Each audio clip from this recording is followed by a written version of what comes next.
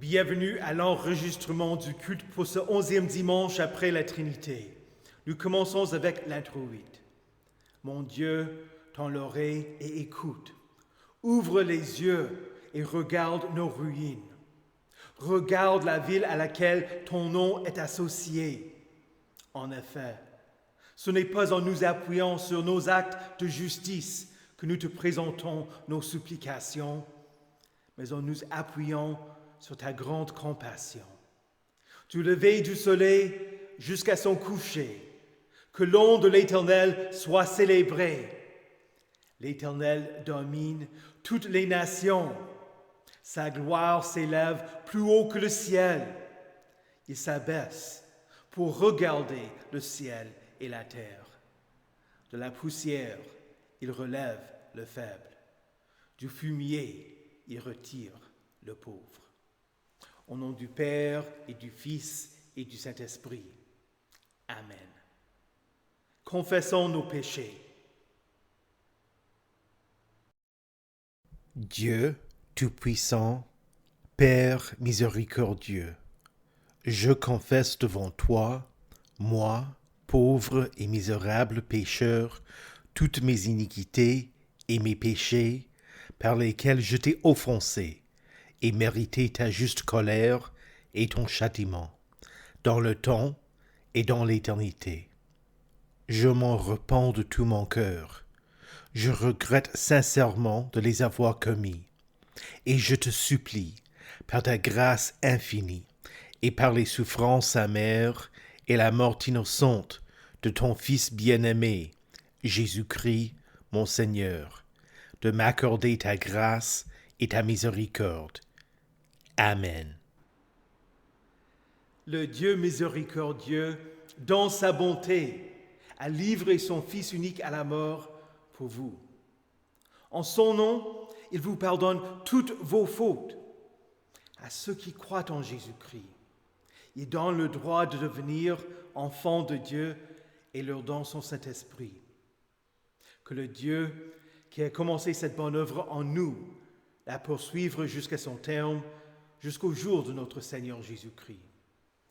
Allez en paix et ont été pardonnés par la foi en Jésus-Christ, qui est mort et qui est ressuscité. Amen. Prions. Ô Dieu, protecteur de tous ceux qui mettent leur confiance en toi, sans qui rien n'est fort, rien n'est saint, augmente et multiplie envers nous ta miséricorde, afin que, gouvernés et conduits par toi, nous passions de telle sorte au milieu des choses qui ne sont que pour un temps, qu'à la fin, nous ne perdions pas celles qui sont éternelles. Accorde-nous ces grâces, ô Père céleste, pour l'amour de Jésus-Christ, ton Fils, notre Seigneur, qui vit et règne avec toi et le Saint-Esprit, un seul Dieu, maintenant et pour les siècles des siècles. Amen. La lecture de l'Ancien Testament pour ce 11e dimanche après la Trinité se trouve dans le premier livre des Rois au chapitre 19, les versets 4 à 8.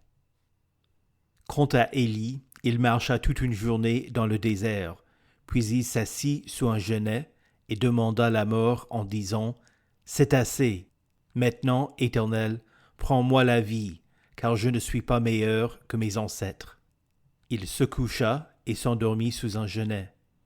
Et voici qu'un ange le toucha et lui dit « Lève-toi et mange. » Élie regarda et il vit à son chevet un gâteau cuit sur des pierres chauffées, ainsi qu'une cruche d'eau. Il mangea et but, puis se recoucha. L'ange de l'Éternel vint une deuxième fois, le toucha et dit « Lève-toi et mange, car le chemin est trop long pour toi. » Il se leva, mangea et but. Puis, avec la force que lui donna cette nourriture, il marcha 40 jours et 40 nuits jusqu'à la montagne de Dieu, jusqu'à Horeb. Ici prend fin la lecture de l'Ancien Testament. L'épître se trouve dans la lettre de Saint Paul aux Éphésiens, le chapitre 4, verset 30, jusqu'au chapitre 5, verset 2. N'attristez pas le Saint-Esprit de Dieu, par lequel vous avez été marqués d'une empreinte pour le jour de la libération. Que toute amertume, toute fureur, toute colère, tout éclat de voix, toute calomnie et toute forme de méchanceté disparaissent du milieu de vous. Soyez bons et pleins de compassion les uns envers les autres. Pardonnez-vous réciproquement, comme Dieu nous a pardonnés en Christ. Soyez donc les imitateurs de Dieu, puisque vous êtes ses enfants bien-aimés, et vivez dans l'amour en suivant l'exemple de Christ qui nous a aimés et qui s'est donné lui-même pour nous comme une offrande et un sacrifice dont l'odeur est agréable à Dieu. Ici prend fin la lecture de l'Épître. Écoutez enfin avec attention et recueillement l'Évangile selon Jean au chapitre 6, les versets 41 à 51. Les Juifs murmuraient à son sujet, c'est-à-dire au sujet de Jésus, parce qu'il avait dit « Je suis le pain descendu du ciel ». Et ils disaient « N'est-ce pas Jésus, le fils de Joseph, celui dont nous connaissons le père et la mère? Comment donc peut-il dire « Je suis descendu du ciel » ? Jésus leur répondit « Ne murmurez pas entre vous. Personne ne peut venir à moi, à moins que le Père qui m'a envoyé ne l'attire. Et moi, je le ressusciterai le dernier jour. Il est écrit dans les prophètes, ils seront tous enseignés de Dieu. Ainsi donc, toute personne qui a entendu le Père et s'est laissé instruire vient à moi. C'est que personne n'a vu le Père sauf celui qui vient de Dieu. Lui, il a vu le Père. En vérité, je vous le dis, celui qui croit en moi a la vie éternelle. Je suis le pain de la vie. Vos ancêtres ont mangé la manne dans le désert et ils sont morts. Voici comment est le pain qui descend du ciel. Celui qui en mange ne mourra pas. Je suis le pain vivant descendu du ciel. Si quelqu'un mange de ce pain, il vivra éternellement. Et le pain que je donnerai, c'est mon corps, que je donnerai pour la vie du monde. Ici prend fin la lecture de l'Évangile. Heureux ceux qui écoutent la parole de Dieu et qui la gardent. Confessons notre foi. Je crois en Dieu, le Père Tout-Puissant, Créateur du ciel et de la terre. Je crois en Jésus-Christ, son Fils unique, notre Seigneur, qui a été conçu du Saint-Esprit et qui est né de la Vierge Marie. Il a souffert sous Ponce Pilate, il a été crucifié, il est mort, il a été enseveli, il est descendu aux enfers. Le troisième jour, il est ressuscité des morts, il est monté au ciel, il siège à la droite de Dieu, le Père Tout-Puissant, et il viendra de là pour juger les vivants et les morts. Je crois au Saint-Esprit, la Sainte Église universelle, la communion des saints, la rémission des péchés, la résurrection de la chair et la vie éternelle. Amen.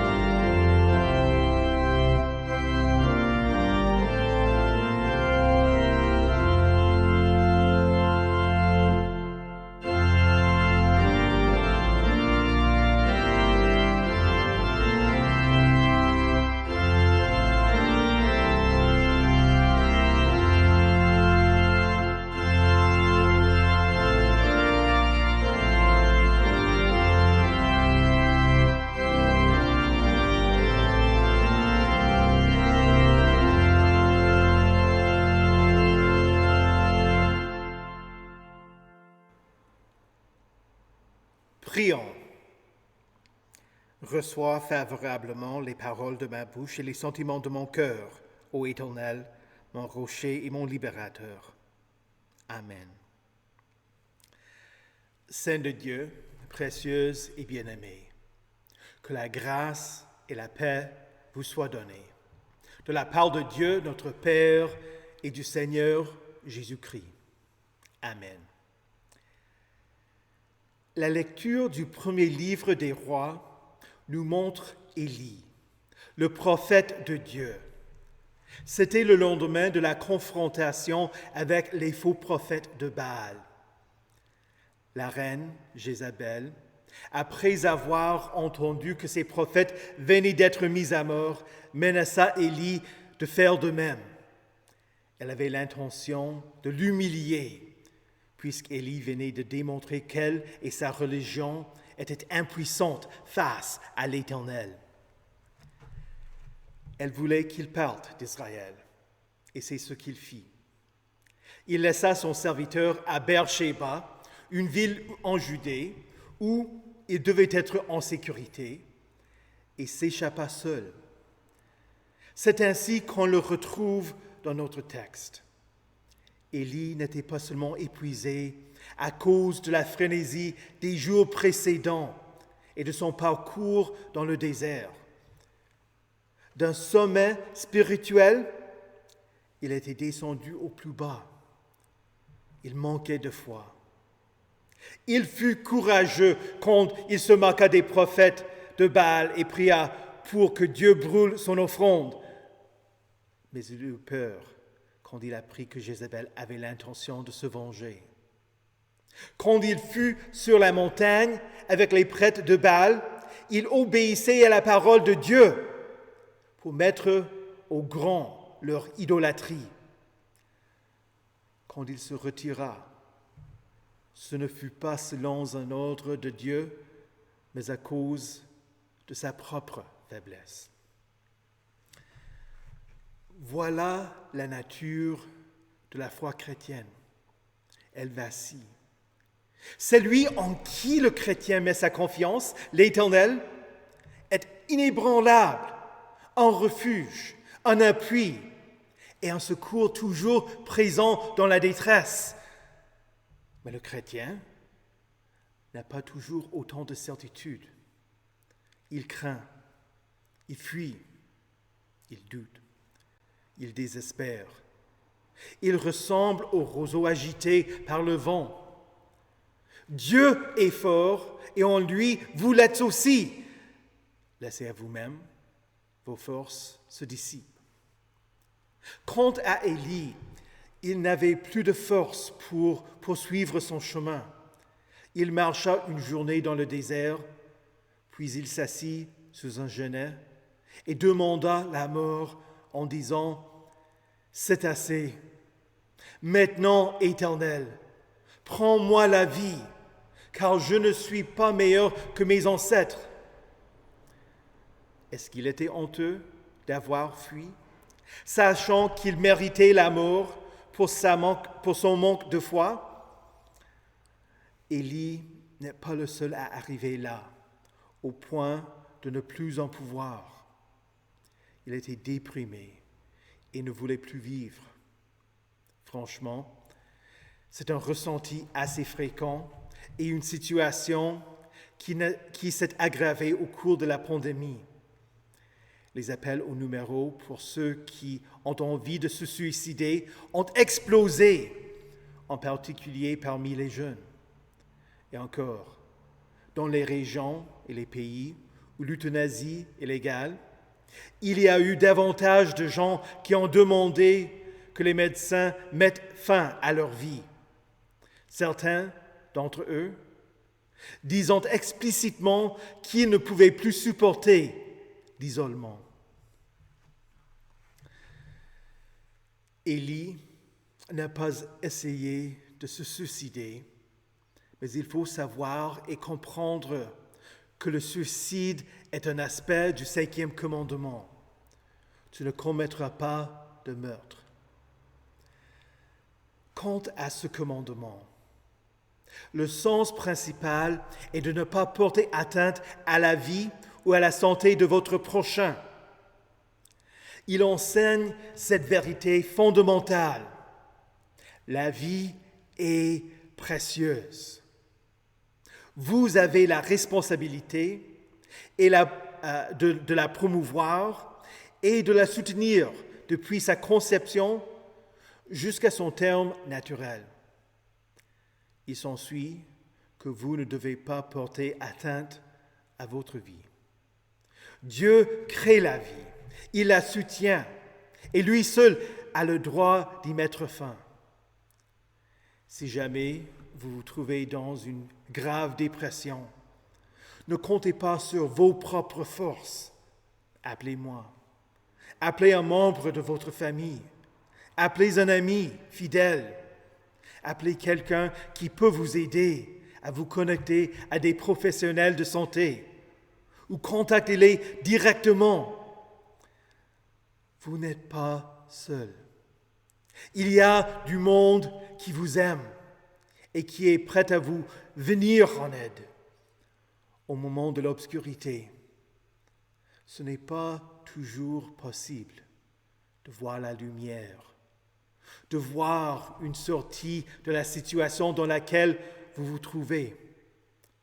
Pourtant, la grande majorité de ceux qui essaient de se suicider et échouent est reconnaissante de n'avoir pas pu y parvenir.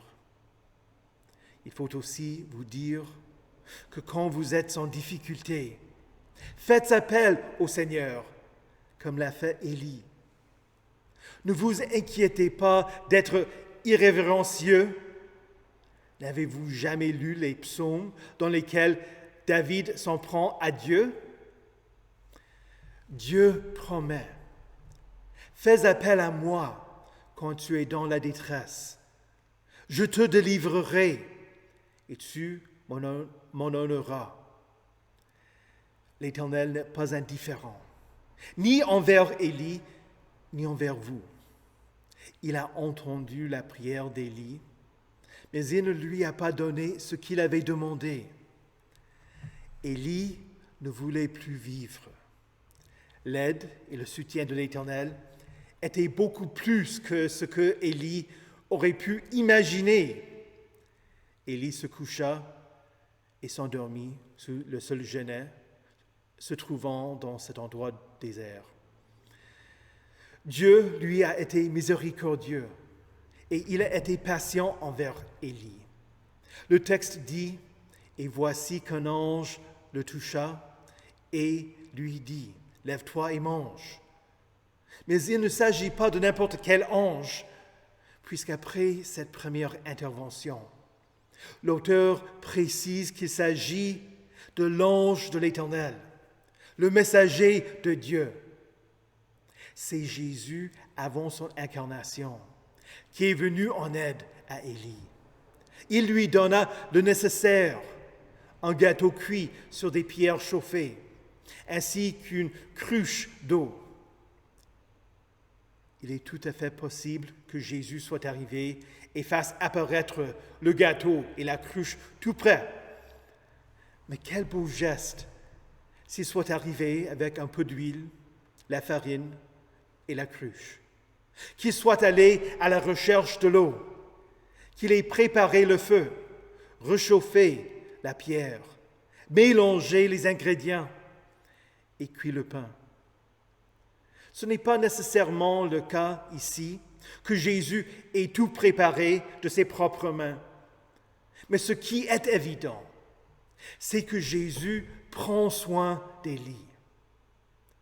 Au moment où le pain est prêt, il réveille Élie en le touchant doucement et en lui disant « Lève-toi et mange ».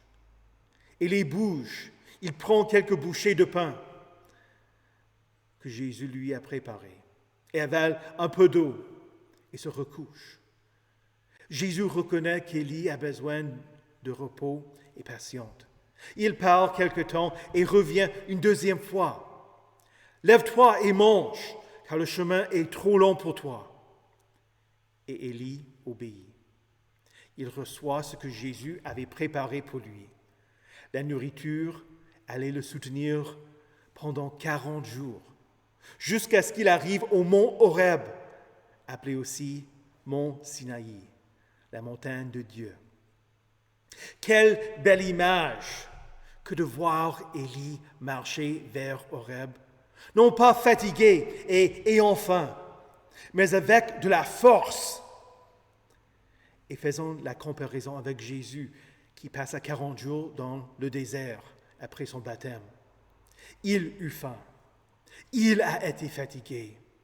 Et quand le diable le tenta, lui suggérant de transformer des pierres en pain, Jésus lui répondit, « L'homme ne vivra pas de pain seulement, mais de toute parole qui sort de la bouche de Dieu. » Chers frères et sœurs en Christ, vous n'êtes pas Élie.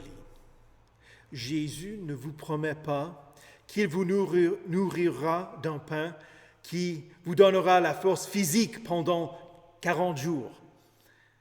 Mais cela ne veut pas dire que Jésus ne prend pas soin de vous aussi.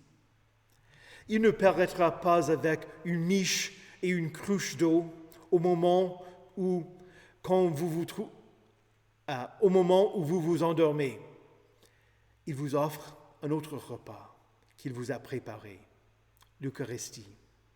Une nourriture qui vous fortifie et qui vous soutiendra sur le chemin vers la cité du Dieu vivant, la Jérusalem céleste. S'il y en a d'entre vous qui ont lu les livres ou qui ont visionné les films Le Seigneur des Anneaux, il faut comprendre que Tolkien, l'auteur, était un catholique fidèle et, sans doute, l'image du pain du voyage des elfes, appelé Lemba, était inspirée par sa foi, par Jésus qui est le pain qui descend du ciel. Dans les livres, les hobbits ont reçu le pain pour leur pèlerinage. Quand ils n'avaient plus la force pour continuer vers Mordor, le moindre morceau, même des miettes de ce pain des elfes, leur permettait de continuer. Jésus promet, « Celui qui mange le pain de vie ne mourra pas. Si quelqu'un mange de ce pain, il vivra éternellement. Et le pain que je donnerai, c'est mon corps, que je donnerai pour la vie du monde. » Jésus sait que le chemin est trop long pour vous, que vous n'avez pas la force nécessaire quand ce monde vous menace. Il vient à vous, il vous nourrit, il vous soutient et au bon moment, il viendra vous chercher pour que vous viviez éternellement. Le pain que Jésus donne, c'est son corps, qu'il a donné pour la vie du monde. Bénis l'Éternel, mon âme, que tout ce qui est en moi bénisse son saint nom. Bénis l'Éternel, mon âme, et n'oublie pas aucun de ses bienfaits.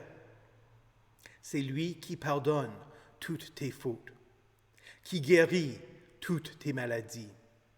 C'est lui qui délivre ta vie de la tombe et qui couronne de bonté et de compassion. C'est lui qui rassasie de bien la vieillesse, qui te fait rajeunir comme l'aigle. Au nom de Jésus, Amen. Que la paix de Dieu, qui surpasse toute intelligence, garde vos cœurs et vos esprits en Jésus-Christ pour la vie éternelle. Amen. Prions. Ô Dieu du ciel et de la terre, ton Fils est descendu du ciel, conçu du Saint-Esprit et né de la Vierge Marie, afin de te révéler à nous. Tu nous attires vers toi, que nous entendions ta parole et nous nous laissions instruire par elle.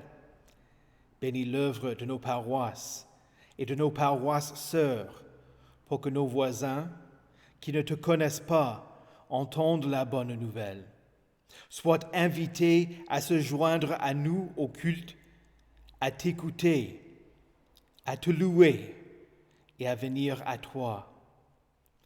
Jésus, le pain vivant, qui a donné son corps pour la vie du monde, a promis que celui qui croit en lui a la vie éternelle. Soutiens ceux qui croient en Christ dans la vraie foi et ressuscite-nous tous à la vie éternelle. Seigneur, dans ta miséricorde, écoute notre prière. Ô Éternel, tu as envoyé ton messager, l'ange de l'Éternel, à Élie pour le restaurer. Regarde avec compassion tes serviteurs et tous les fidèles qui sont affaiblis et courbés à cause des fardeaux qu'ils portent. Accorde-leur de se reposer et de s'endormir tranquillement pour se réveiller rafraîchis par la nourriture sainte, le corps et le sang de Jésus. Nourris ton peuple pour qu'il ait la force de marcher pendant son pèlerinage vers ta montagne sainte, la Jérusalem céleste. Seigneur, dans ta miséricorde, écoute notre prière. Père céleste, les enfants voient leurs parents et les imitent, qu'ils servent d'exemple d'amour et de fidélité pour leurs enfants. Que nous te voyions et t'imitions en suivant l'exemple de Christ, qui nous a aimés et qui s'est donné pour nous. Nous te demandons de nous envoyer ton Esprit Saint et de changer nos cœurs pour que notre comportement soit un reflet de ta bonté et de ta compassion envers les autres.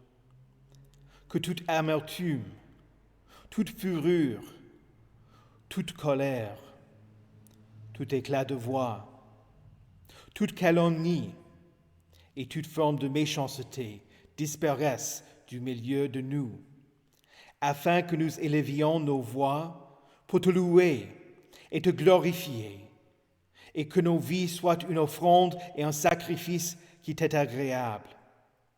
Seigneur, dans ta miséricorde, écoute notre prière. Roi des rois et Seigneur des seigneurs, ton règne est éternel.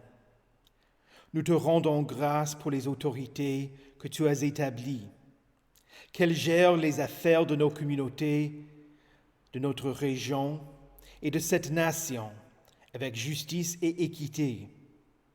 En particulier, nous prions pour Christian, le maire de Limbach, Alain, le maire de Wörth, les mairies de nos communes et des communes voisines, Jean, le président de la région, Jean, le Premier ministre de la France, et Emmanuel, son président, ainsi que tous les autres représentants élus, qu'ils agissent avec fidélité et pour le bien-être commun. Seigneur, dans ta miséricorde, écoute notre prière. Ô Dieu, Père, Fils et Saint-Esprit, exauce-nous selon ta bonté, conduis-nous à ton royaume et enseigne-nous à prier. Notre Père, qui es aux cieux, que ton nom soit sanctifié, que ton règne vienne, que ta volonté soit faite sur la terre comme au ciel. Donne-nous aujourd'hui notre pain de ce jour. Pardonne-nous nos offenses, comme nous pardonnons aussi à ceux qui nous ont offensés. Et ne nous laisse pas entrer en tentation, mais délivre-nous du mal. Car c'est à toi qu'appartiennent le règne, la puissance et la gloire, au siècle des siècles. Amen. Recevez la bénédiction de l'Éternel. Que le Seigneur vous bénisse et vous garde. Que le Seigneur fasse luire sa face sur vous et qu'il vous accorde sa grâce. Que le Seigneur tourne son visage vers vous et vous donne sa paix. Amen. Allez en paix.